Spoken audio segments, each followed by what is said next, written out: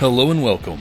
You're listening to For the Love of Real Estate, your resource for relevant tips, training, and news that matters to you and your business. I'm your host, Justin Ferris. Let's dive right in.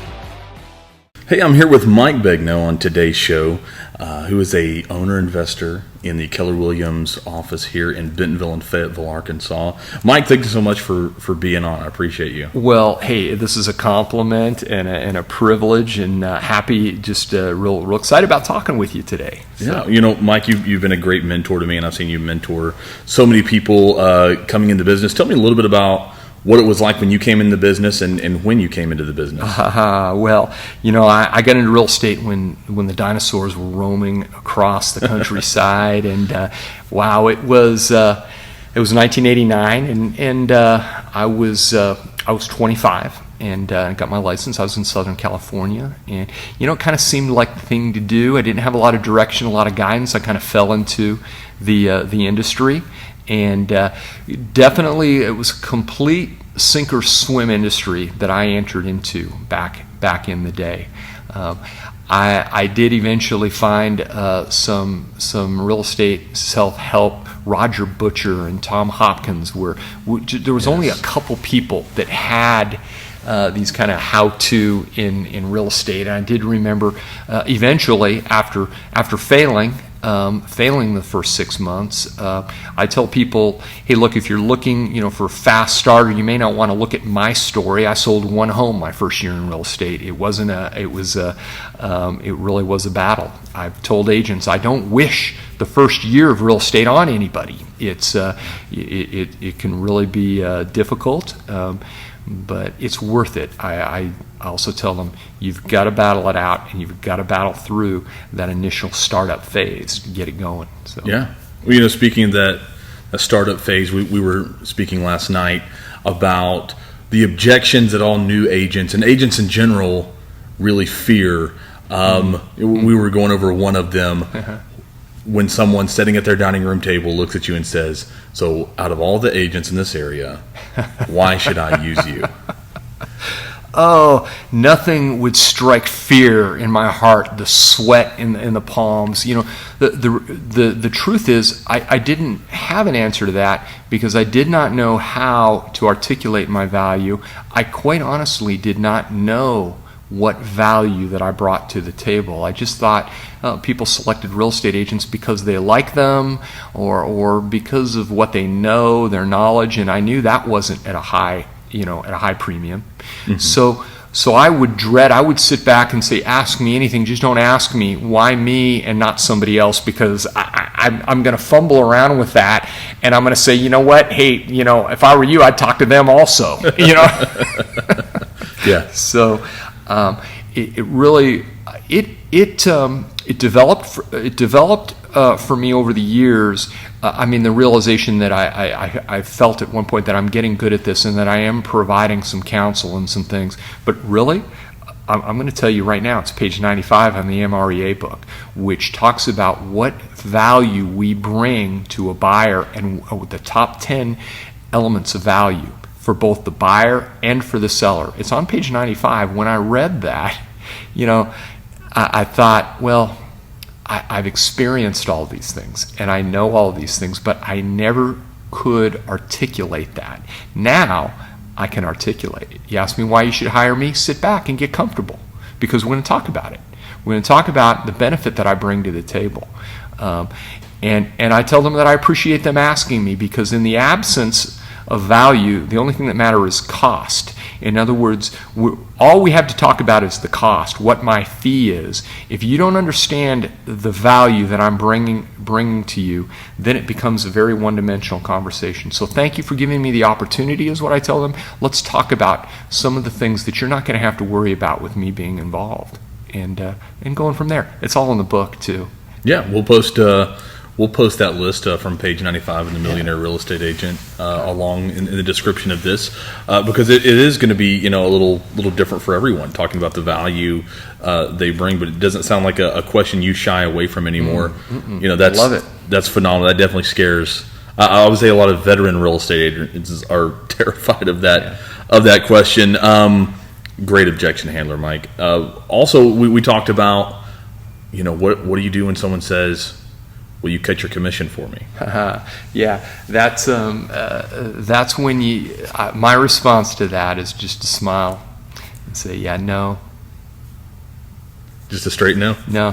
And I say, well, I say, I'd be happy to talk further if you want to break that down, but I don't. And I used to do that. I told them when I was a new agent, and I had to, or I have to get a listing, but I know now the value that I bring, and I would be willing to do one thing with you, Mr. and Mrs. Seller. I'd like to kind of show you and kind of break down where that brokerage fee goes to. And I generally get a very affirmative response. Yeah, well, tell us. Go ahead and tell us. Mm-hmm. First thing that we need to understand as realtors is when the folks are selling a $200,000 house and we're talking about a 6% fee, and they do some quick math in their mind, and they say, well, there's $12,000, Mike. You're going to put a sign in my yard, and you're going to bring an offer to us, and you're going to get $12,000. So you're going to sit on the beach in Jamaica for the next 3 months with our $12,000. And the first thing I educate them to is that, first off, 3% is going to go to the mystery real estate agent with the mystery buyers who are going to buy your home. That's a very important number because that's what we're going to offer out there to the marketplace. So that I don't want to mess with. We're going to keep that intact. Now, so what you're really asking me is on this 3% listing fee. And I said, well, let's take a look. On a $200,000 home, and now we're talking $6,000. I want you to know that I'm affiliated with Keller Williams Pro Realty. They're an awesome firm. They support me in amazing ways, but they are going to get a portion of that $6,000. In fact, they're going to get roughly $2,000 from that. And so that leaves $4,000. Of course, I'm 1099. I'm self-employed. It's my own business, so I'm going to have to pay taxes out of that $4,000, and that brings it down to about $2,500. I'm also going to experience some expenses. I've got a professional photographer that I'm going to hire. I've got some other miscellaneous charges and time. Ultimately, when it gets down to it, and I'm down below that $2,000, may I ask you, Mr. and Mrs. Seller, how much of that should I give to you? And my number one response after breaking it down like that, the look on their faces, a lot of times it's a little surprised and embarrassing. They'll say, Mike, we didn't know. Mm-hmm. They'll say, wow, we just thought you were going to get $12,000 here. We didn't realize, wow, now we feel bad for asking. I've had people say that. Yeah. And I just say, hey, that's no problem. That's what I'm here for, is to kind of explain these things for you. So first of all, break it all down and let them know what real numbers you're looking at. Yeah. Now, I grant you, this is a little more difficult when it's $1 million home. It doesn't kind of play out the same way, mm-hmm. but I find the higher the price range home, the less concerned the people are with that. True. Quite honestly. Yeah. So no, I don't. I'm not worried about the will you take less on your brokerage fee. I don't want to pass up the opportunity to tell you one of the greatest scripts, particularly for beginning agents, when asked why we should hire, we should hire you opposed to somebody else. Hey, learn from the very, very best. Gary Keller says this. He says, quite frankly, because I'm a professional. And people will say, well, okay, what do you mean by that? It actually begins, it sounds a little arrogant, but he knows there's going to be a question and he's going to explain it. And he says, look, I know what I know, and I know what I don't know, and I know the difference between the two. So when you ask me a question and I know it, I will tell you. But if I don't know it, I'll find the answer. Either way, you're going to get the best answer, and that's what makes me a professional. And that is one of the I just think that just shows you the genius of Gary Keller and how he can say something succinct and right to the point. We put pressure on ourselves to try to act like we know it all. Just get rid of it. Forget about it. Just kind of get over yourself on that. You're not going to know it all. I don't have an answer to every question, but you know what? I know where to find it, and I'm going to find that best answer. So we can rest in that. I'll tell you, use his response. His response is great. Oh, absolutely. 100%, short and concise and just to the point. Typical Gary Keller. And that kind of leads into another problem with new agents, getting asked that question that you don't know. That's a great response to it, to say, hey, I want to find the absolute best answer for you. Let me check on that. Because I've seen agents get in trouble because they felt like they needed to throw out an answer. What school district is this? Is this in a flood zone? Does the refrigerator come with the house? They don't want to look like they don't know, so they throw out an answer and just hope and pray that it was the right one. And so many times it comes back and it's not. I was that agent, I can tell you, and that just doesn't end well. It just never ends well. But I was that agent. I felt that my challenge was to come across as being the expert, and that's we've got to get rid of that. The sooner we can get rid of that as an idea, the better off we're going to be. And I carried that around for a long time. Tried to portray myself as something I wasn't. Just a lot of that had to. I was young. I told you I was young. There's an emotional maturity factor there. It took a little while. I got a little more mature and realized my results aren't what I wanted them to be. And what is it about me? Maybe I need to have a different outlook. And so just living through that process. But yeah, save yourself some time. Don't know it all. Right. Oh, 100%. And we were also talking earlier about in this time when, we feel like we have to have answers for our clients with the coronavirus, the COVID-19, pandemic going on, where, I'm running into some agents who are saying, I'm afraid to call my clients and check on them because I'm afraid they might ask me, how is this going to affect the real estate market? How is this going to do that? And they're looking for, a pandemic expert in their real estate agent or how it applies. And ultimately, you've lived through a lot of scares. You've lived through, the Great Recession of 08 and 09 that came in. You've lived through some other things. What has been people's reactions to some other things? You were mentioning an oil spill earlier, and what people were saying about that. Well, buddy, I've survived the Cold War and the threat of nuclear attack. I've survived the ozone layer. That was going to be skin cancer for all of us. I think of things. The British Petroleum had the oil spill in the Gulf. If you remember that was going to destroy the beaches for decades in Florida. The oil itself was going to seep south around the tip of Florida out into the Atlantic, and all of our shipping channels were going to be affected, and it was going to affect the commerce of this country. And in that case, I know largely what happened was they discovered that there's microorganisms, small little animals that you have to put under a microscope that live in the ocean, on the ocean floor, and they eat oil. And they didn't realize that was a food source for these microorganisms. The ozone layer, I don't know how we've got through that. Now, I don't want to minimize the real hurt and the real suffering that has occurred when these things takes place. There's some real suffering, and there's some real affliction out there. Absolutely. What I'm pushing back against is the idea that this is unprecedented and that it's never happened. We will live through a lot of things.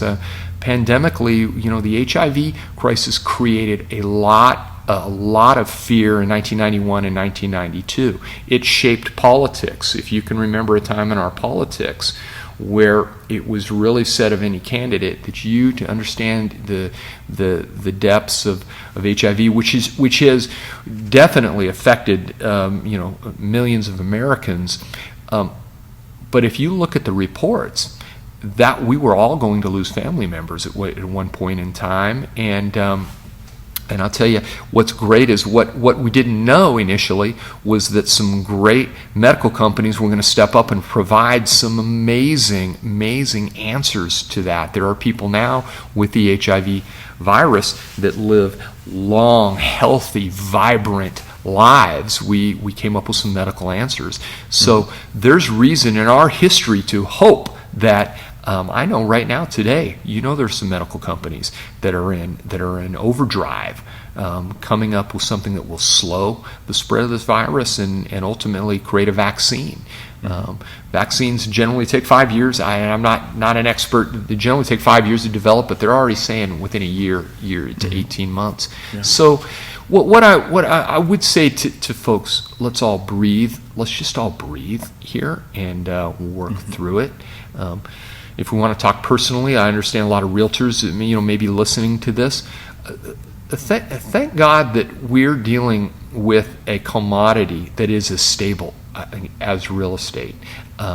There are other industries that are up and down, but the desire to live in your own home and in just the market itself is a stable area of our economy to be in. So I feel blessed. Right. People are not going to want to stop living in houses because of COVID-19. Yeah. And I think you're exactly right. This is not some luxury thing that, we're not selling Rolex watches here right. that might be affected by people on a limited income. It's something that everybody wants. It's something they desire.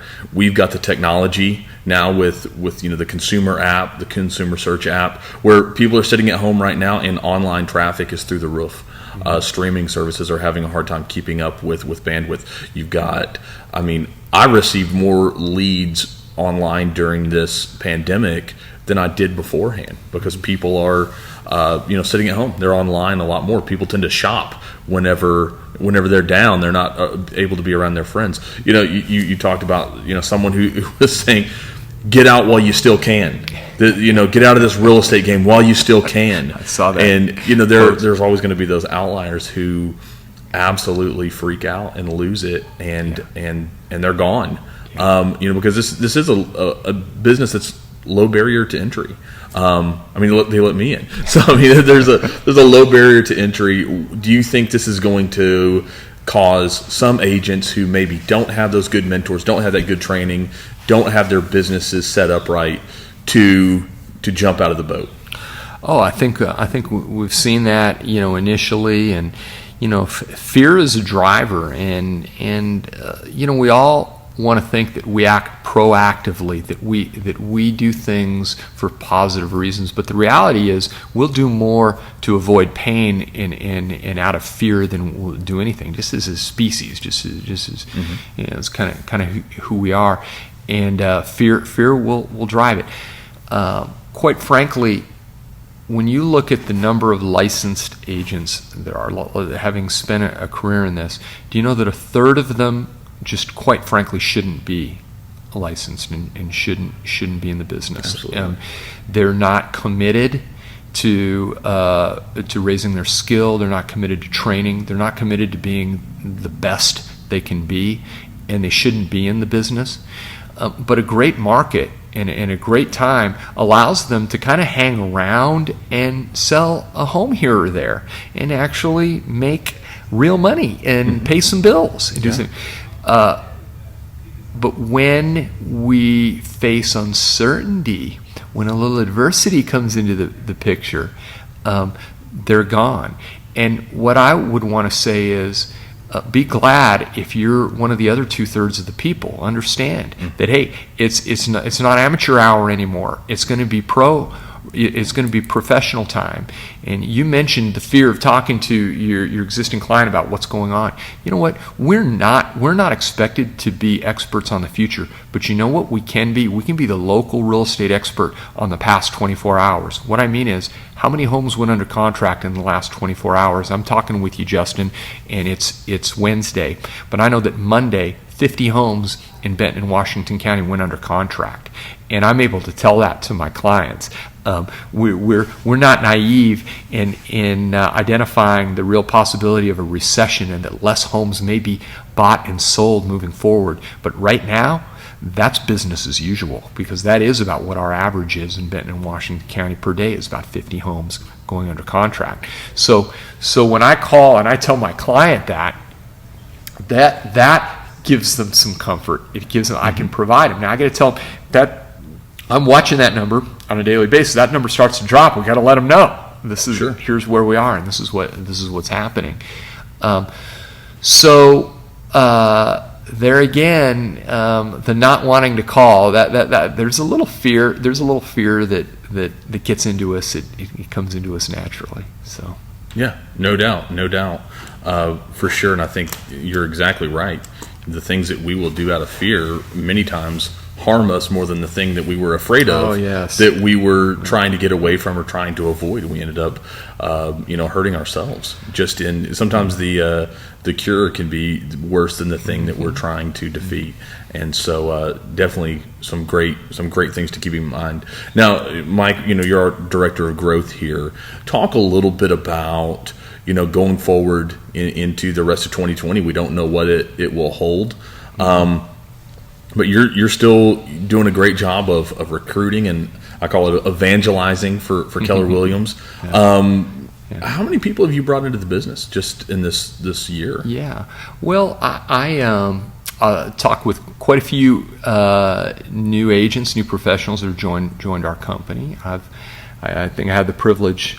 Where are we, end of March now? So I think I've sponsored somewhere around 10 agents since the first of January. So, I feel like they're my children, and so try to contact and keep in touch with them every day.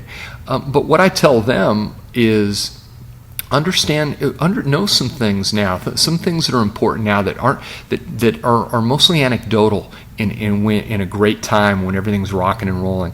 But what's important to know, what's not anecdotal, is the company that you're with. Understand that we're a company and a business model that was built in a tough market.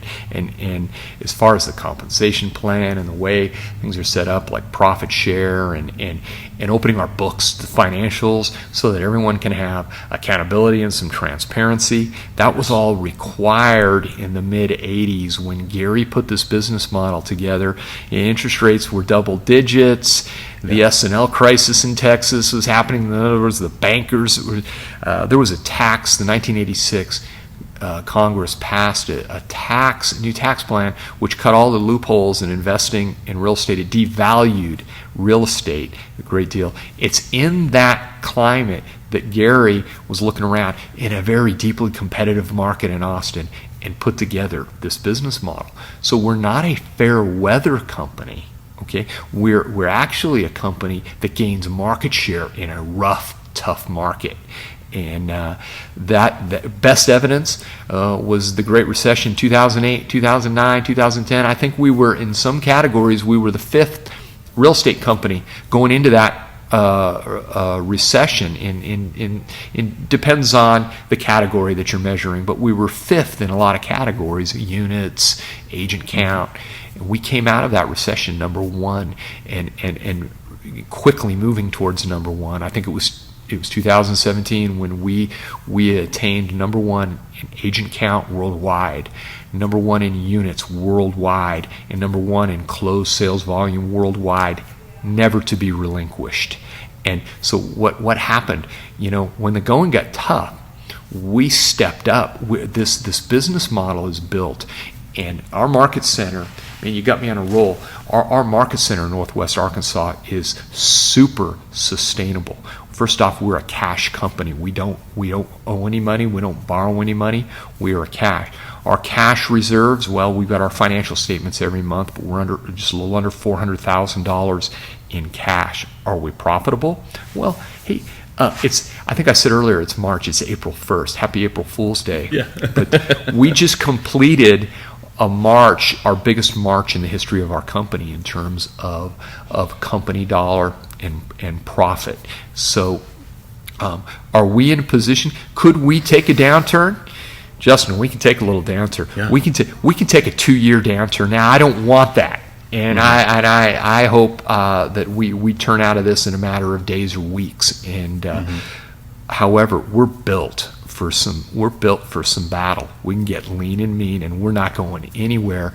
And what we'll find is many of these companies out here are going to be exposed for having been in debt. They cannot sustain 3 months without income. And what we're going to find is we're going to probably be talking with a lot of these agents, and we may be growing and really dramatically growing our market share through a downturn. And so, am I happy with the events? No. Priorities have been reshuffled, and we look at life and safety of our people. That becomes number one. Business is third. And but I got to tell you, in the back of my mind, I'm a little giddy about how we're going to come out of this. And anybody who's affiliated with this company, they ought to be proud, ought to feel confident, and I'd say, hey, let's hang in there. Adversity reveals character. We're going to find out who the real pros are and who the pretenders are. Okay? Absolutely. You know, Mike, I appreciate your time so much. I appreciate your investment in our agents and your investments in myself. And thanks again for being on this inaugural episode of this podcast. Amazing compliment that you pay me. You're too kind. And hey, anytime. It's been fun. Absolutely, Mike. We'll talk to you soon, okay? All right. Take care.